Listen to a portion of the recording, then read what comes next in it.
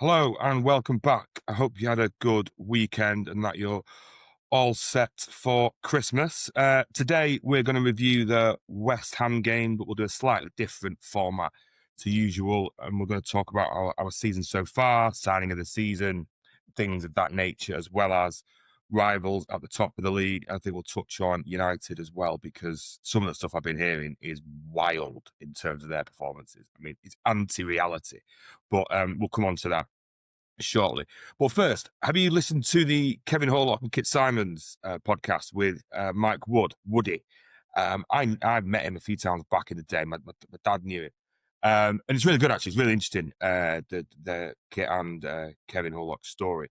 Kevin Horlock in particular, he very self-deprecating, talks about, he was never a Premier League player. I'll tell you what, he was. He was a very, very good player.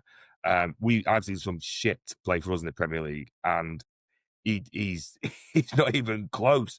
He was a fine, very good player in all the divisions for us. So I just thought it was a bit, just very self-deprecating, and you get a chance to watch it. I'd go and check it out because it's an interesting story. They've been through a lot, and well worth checking out for all City fans, particularly of that sort of that generation.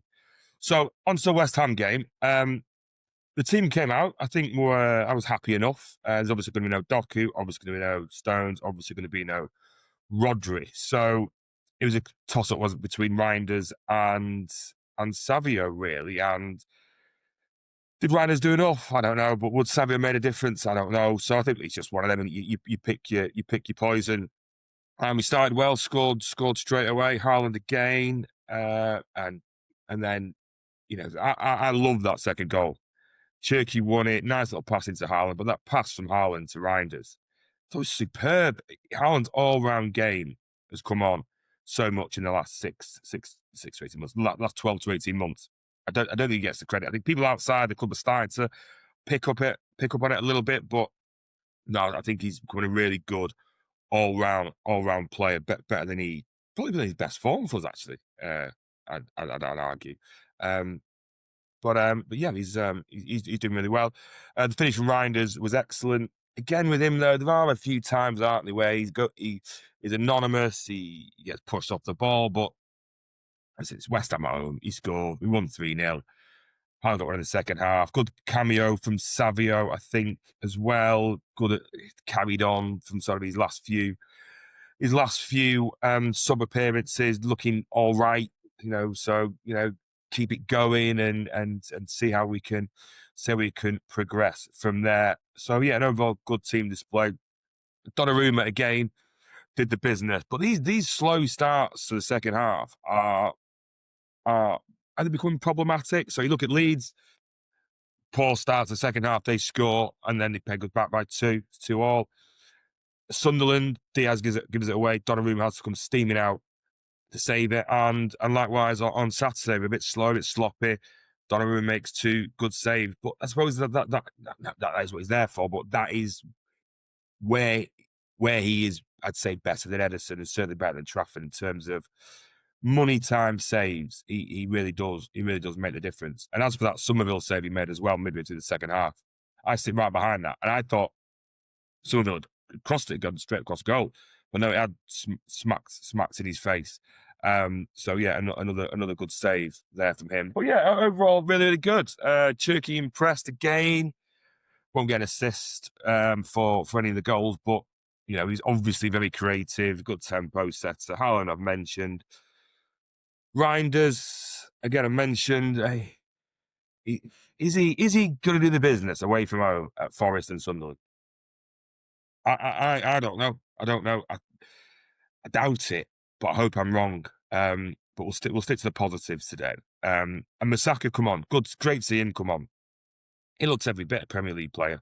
I'm not saying we should be throwing him in against Sunderland or Forest or anything like that. But I think certainly games like that at home, cruising against teams at the bottom of the league like them, then he's certainly got a role to play. I think, particularly with Bob injured and Mamouche away, things of that nature. So yeah, I think he's definitely got a role to play. If you can keep ticking over in, play extra in the cup, he could play in that, and just keep ticking over. and he can have a decent season, can't he? I like the look of him. I like the look of him.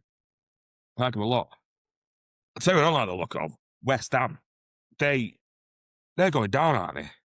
I can't see them staying up. I'm looking at the Premier League table before. They've got 13 points. Forest have got 16. Sorry, Forest have got 18. That's 5 points. Forest got a game in hand, and that's today against Fulham. And they just look really bad, look really weak. Didn't offer much. Listen to West Ham fans today. They're not happy. He's talking about it. They don't get 6 points for the next 3 games. He wants Nuno to get the boot. Now, I don't know how realistic that is, but yeah, I don't know where they go. I think they've been circling the drain long enough that it's time to go, innit? What do they say? If you sit in the barber shop long enough, you're going to get your hair cut, and it looks like they're going to get their hair cut this year because the game plan must have been keep it tight. And, well, they didn't keep it very tight, did they, for very long? So that's out the window. And, they had a bit of a go, didn't they, start the second half, but not a lot there. There's not a lot there. I mean, they've got Bowie. And we're talking about him in the ground on Saturday. If they get relegated, does he leave and go somewhere else? His contract's up to 2030. He's... How old is he? He's about 28, 29, I think. So where's he going to? Who's going to pay? Who's going to pay him? Who's going to pay for him?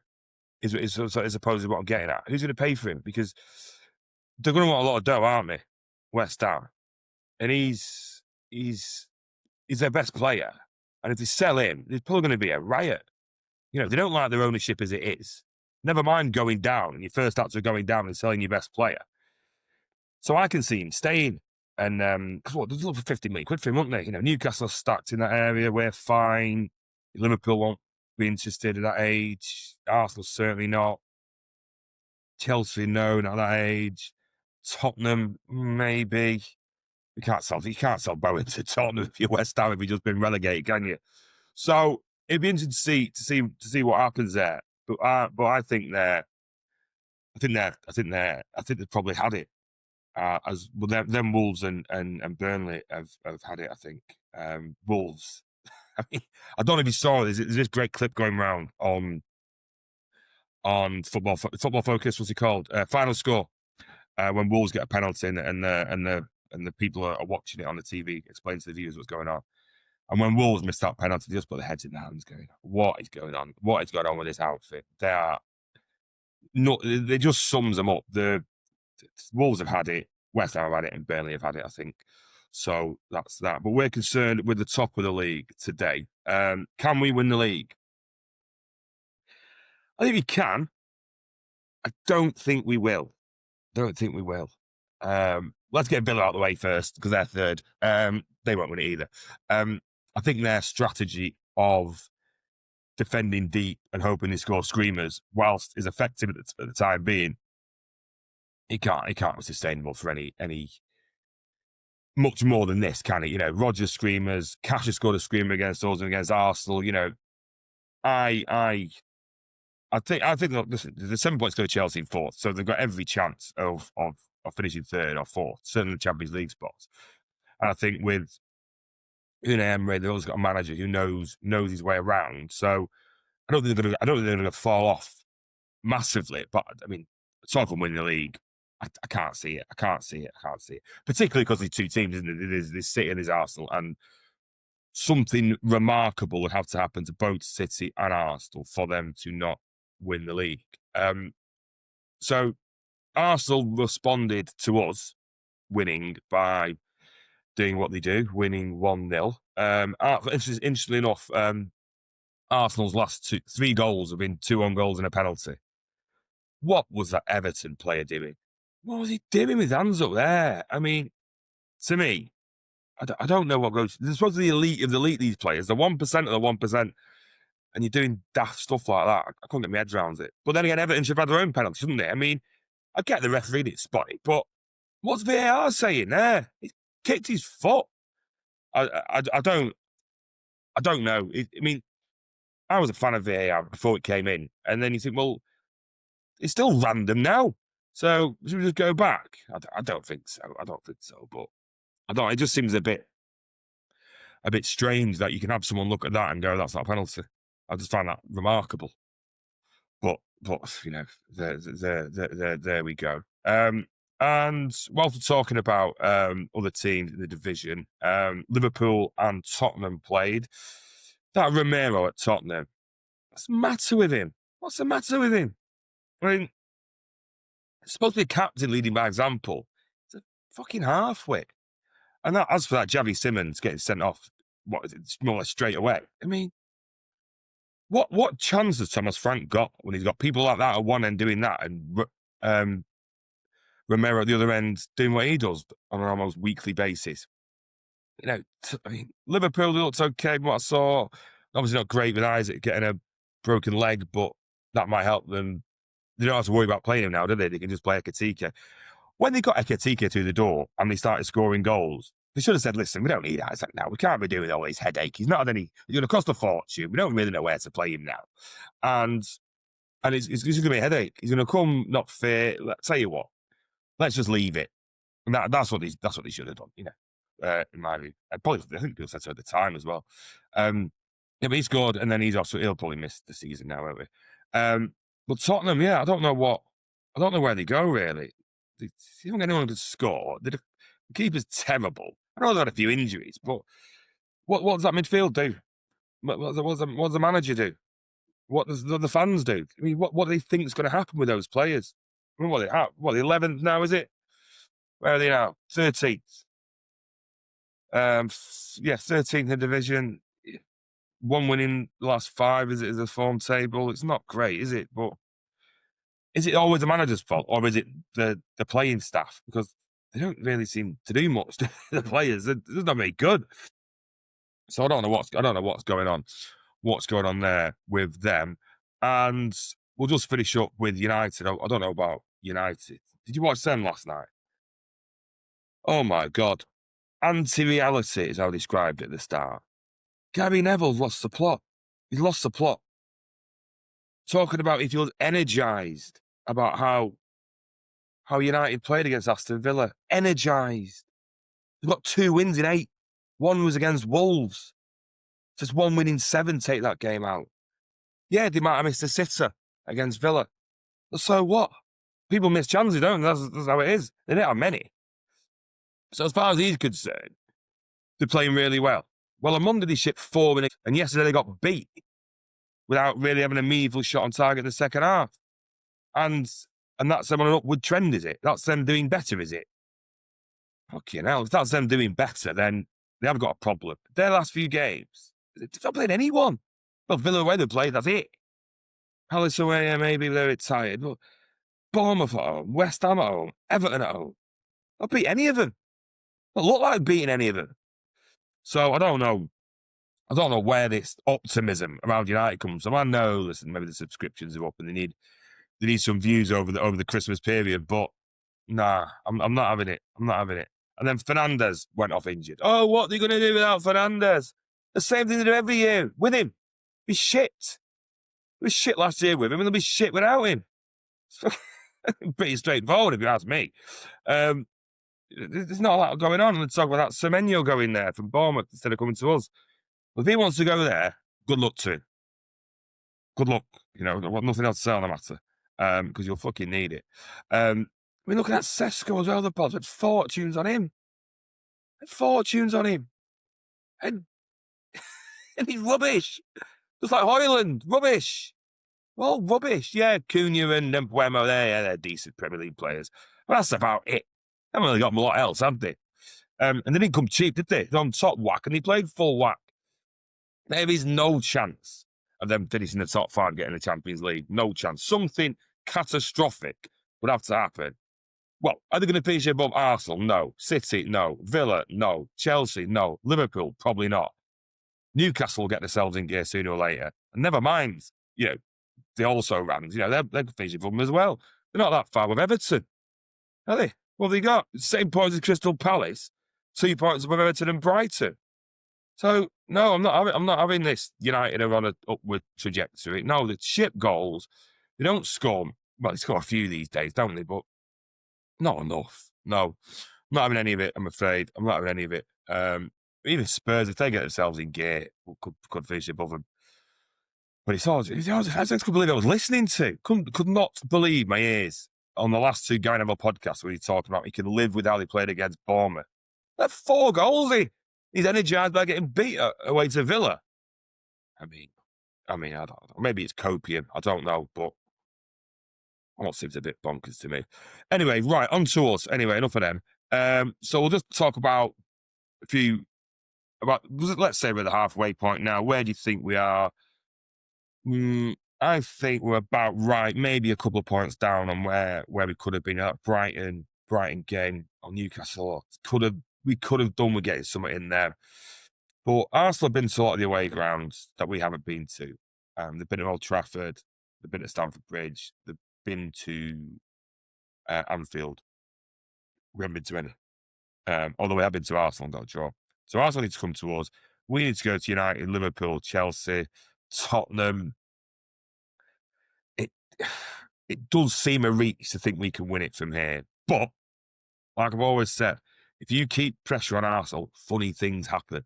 Arsenal will do things to themselves that will contribute to their downfall. So if we just stick around, you never know. You never know. Win him with a shout anyway. Win him with a shout. So he's at the sign of the season's been so far. I was going to... Cherky's been injured, hasn't he? Cherky's been injured. So I think it's got to be Donnarumma, hasn't he? I know he didn't start the season, his first 3 games, but I think he's made a world of difference in the league and the Champions League when he's come in. I don't know his kick, he's not as good as Edison and all the rest of it, but no, I think he's definitely our sign of the season so far. Listen, I know he's done a good whack wage-wise, but the transfer fee was pretty normal. 25 mil, wasn't it? So it was a pretty low. So I think he's definitely our sign of the season so far. And maybe Cherky second, and well, that's about it, really, isn't it? Well, Minder's third. Not Trafford's not getting a look in it. No, he's not getting a look in. So, yeah, Donnarumma or Cherky. I'm interested to see who wins our Player of the Year at the end of the season. I reckon it'll probably be Cherky because he'll get on all the highlights reels. But I think Donnarumma, he's settled in so well. Makes a big difference, and it's just what we need. Let's see in a few months when Rodri's back. Donnarumma, Diaz, Gvardiol, Rodri, Gonzalez, Haaland up front. That's a big team, that, isn't it? Big team full of big personalities. So, yes, whilst he does take shots as well, he has got a presence about him, hasn't he? I keep going about it. Go and have a look at Tottenham's goalkeeper. Go and have a look at Newcastle's goalkeeper. Go and have a look at United's goalkeeper. And tell me they're anywhere near his league. Nowhere near it. Move on to a negative, and then we'll finish on 2 positives. Who's been the flop of the season? And you might all jump on and go, it's Sabio, he's shit, he should have gone to Spurs, I'm going to say Aït-Nouri's been a flop of the season for me. So, not because of performance necessarily, but because he hasn't been in the team. When we bought him in the summer, I thought, this is perfect. Just what we needed. A professional left-back, Premier League experience, international football player, knows the league, he's ideal. And he can't get a look in. Partly because Nico O'Reilly's brilliant. But he's not even, I know, listen, he's going to AFCON now. So hopefully he can get some games there and get fit and all the rest of it. But he has not clearly done anywhere near enough in training to be anywhere near that pitch. He was diabolical against Leverkusen. One of the games he played earlier on in the season is Brighton. He got torn apart. Likes running forwards, like running back. So I don't know where he goes. Listen, maybe we do come back from AFCON. It's a great AFCON, and then plays left back for us, and O'Reilly goes into midfield. But I doubt it. I can't see that happening. So he's got a decision to make, or the club have got a decision to make. Like, where's he? What's going to happen to him? What's going to happen to him? You can't. What's he going to do? Play against Exeter? I'm not supposed to be gone by him, won't we? So be interested to see what happens with him. But yeah, he's good. He needs to get his arse in gear, sharpish one way or the other, doesn't he? And make Pep select him, because he's not looked great when he's come on. Most improved from last season. Got to be Foden, hasn't it? Most improved player? It's got to be Foden. I mean, he got dog's abuse last year from such a bad season. and I maintain he was still he's our second leading goal scorer. So it wasn't all that bad. It just wasn't as good as he is now, or as he was previous. So yeah, him most improved player by Diaz as well. Is Diaz, is he up there? I think he probably is, but I think Foden's goals, his new role he's taking up, his link up with Cherky, I think that's the thing that gives him the most improved from last season so far. And player of the season so far, I'm torn between two, Nico O'Reilly or Erling Haaland. I don't know. If you made me say who's the player of the season so far, who would it be? I mean, Nico O'Reilly's made that position his own. It's good at Real Madrid. You know, Erling Haaland scoring all the time, linking up play, playing as defender at some point, heading balls away. So I can't pick between them. So there you go. So that's it. Yeah, both players of the season, as far as I'm concerned. So I think we're pretty good, Nick. Out on the next two games, Forest away, Sunderland away. I don't think we'll win both. I would take one win and beat Chelsea, and see what Arsenal and then take it from there.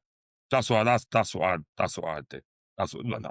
But yeah, I think we can beat Chelsea, and one of those two away games, we can get ourselves in a really good position in terms of it's guaranteeing Champions League for next season, guaranteeing second, and then onwards and upwards for the rest of the season. And I think that's what will happen. I think we'll beat one of them, Forest or Sunderland. I don't know which. But I suppose we'll wait and see, won't we? So we'll leave it there. I know it's just a quick one. I wasn't expecting to do one today at all, but diary freed up, so I thought I might as well. So we'll leave it there. Please like, subscribe. Don't forget your stocking fillers, any last minute gifts. We never win at home, we never win away, by Don Price. Don't Look Back in Anger by Don Price and Sean Riley. Check them out. Great stocking fillers. And I don't think we'll be back now until the new year, but I might be. So click the notification bell if you're interested. And have a very Merry Christmas. All the best for 2026. And I will see you soon. Thank you. Take care.